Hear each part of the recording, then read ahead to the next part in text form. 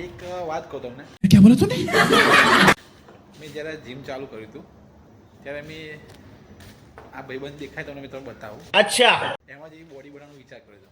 દેખો આ ભાઈ જો એની બોડી જો કેટલી જોરદાર છે, પણ સાલું એમનું શકલ જોવો ને,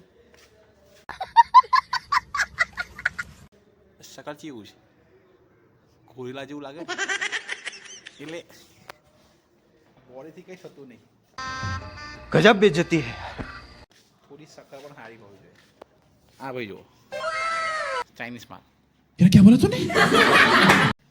બોડી બી ઠીકઠાક છે અને થોડું શકલ પણ સારું છે. પેલા ભાઈની બોડી જોરદાર છે, પણ સાલું મોઢું બહુ ખરાબ છે, થોડું દિક્કતવાળું છે ને, એટલે બોડી કરતાં થોડી શકલ બી થોડી સારી હોવી જોઈએ. ધ્યાન રાખજો ભાઈ, લોચા ના પડે કોઈ દિવસ. હા.